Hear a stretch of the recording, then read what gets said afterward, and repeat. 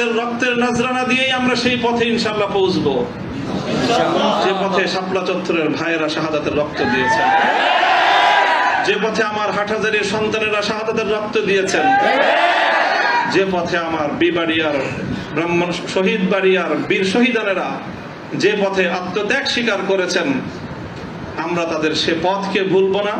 তাদের সেই শাহাদাতকে আমরা কোনো সময় সেই শাহাদাত অস্বীকার করার কোনো প্রবণতাকে এক মুহূর্তের জন্য বরদাস্ত করব না।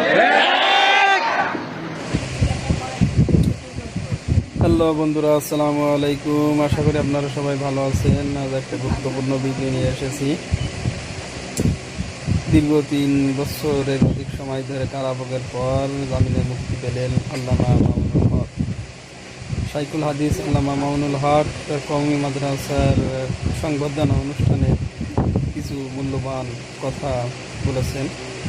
চলুন তাহার মূল্যবান কথাগুলো শুনে আসি। সকলে উপলব্ধি করতে পারতেছেন যে আমার প্রতিটা কথাই এখন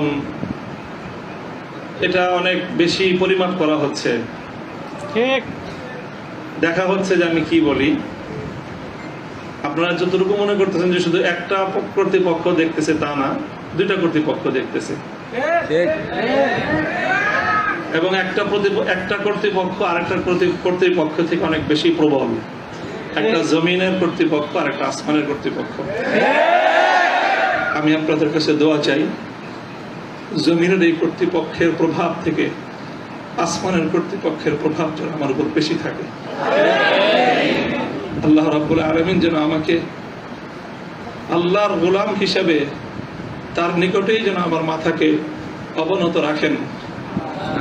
এই দোয়াটুকু আপনারা সকলে আমার জন্য নিভৃতে একান্তে করবেন। এই কথার মধ্যে একটা কথা এসেছে, সেটা হলো প্রতিফোটা জুলুমের প্রতিশোধ গ্রহণ করার কথা। আমি এই কথাটা একদিকে প্রত্যাখ্যানও করি, আবার আরেকদিকে সমর্থনও করি। প্রত্যাখ্যান করি এইভাবে যে এটা যাদের আদর্শ অনুসরণে আমাদের এই জুলুমকে বরণ করা, আমাদের এই কারাভোগ, আমাদের এই কারাবরণ, আমরা এই শব্দগুলি বেশি বলি। কি বললাম? কারাভোগ, কারাবরণ। কারা নির্যাতন তো বলবো যত কম বলা যায়। কারা নির্যাতন নয়, আসলে তো এটা কারাবরণ। আমরা তো জেনে বুঝেই এই পথে পা বাড়িয়েছি। কেউ যদি মনে করে থাকে যে আমরা জানি না, তাহলে এটা তাদের মিস ইনফরমেশন। আমরা জানি আমাদের এই পথে চলতে গেলে এই পথটা কুসুমাস্তীর্ণ নয়। এ পথে লাল গালিচা থাকে, কখনো কখনো প্রতীকী অর্থে লাল গালিচা থাকে। তবে সেই লাল গালিচার লালিমাটা যতটা না গালিচার রং দিয়ে লাল হয়, তার চেয়ে বেশি লাল হয় ভাইয়ের শাহাদাতের রক্তের মাধ্যমে। শাহাদাতের রক্তের নজরানা দিয়েই আমরা সেই পথে ইনশাআল্লাহ পৌঁছবো যে পথে শাপলা চত্বরের ভাইয়েরা শাহাদাতের রক্ত দিয়েছেন, যে পথে আমার হাটহাজারীর সন্তানেরা শাহাদাতের রক্ত দিয়েছেন, যে পথে আমার বিবাড়িয়ার ব্রাহ্মণ শহীদ বাড়িয়ার বীর শহীদানেরা যে পথে আত্মত্যাগ স্বীকার করেছেন, আমরা তাদের সে পথকে ভুলবো না। তাদের সেই শাহাদাতকে আমরা কোনো সময় সেই শাহাদাত অস্বীকার করার কোনো প্রবণতাকে এক মুহূর্তের জন্য বরদাস্ত করব না। শহীদ হয়েছে আমার ভাই, সরি বলেন। বাংলায় না বলতে চান দুঃখিত, দুঃখিত যদি বলতে না চান, আপনাদের প্রিয় ভাষা ইংলিশেই বলেন। তবে কি বলেন? সরি বলেন। সে রক্তকে অস্বীকার করার চেষ্টা করবেন না।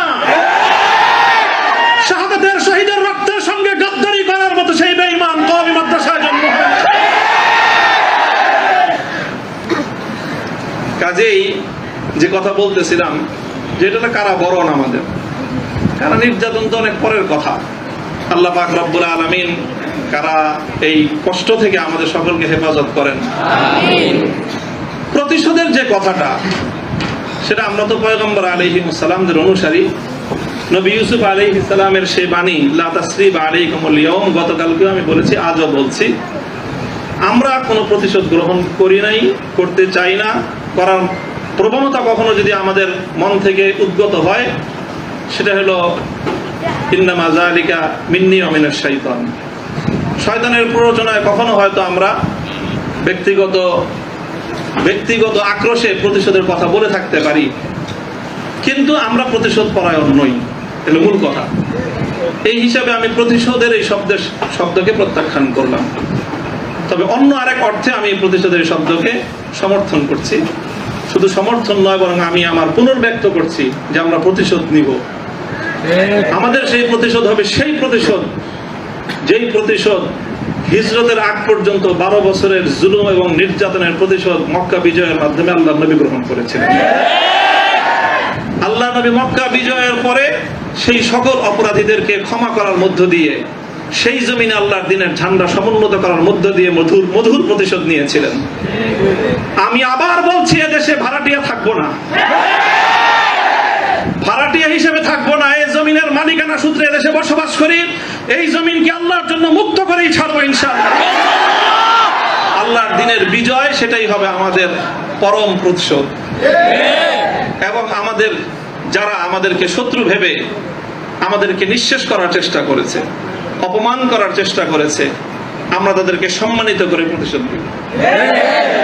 আমরা তাদেরকে আদর্শের সোনালী পথে বরণ করে নেওয়ার মধ্য দিয়েই আমরা ইনশাআল্লাহ আমাদের আদর্শের বিজয়ের প্রতিশোধ গ্রহণ করব।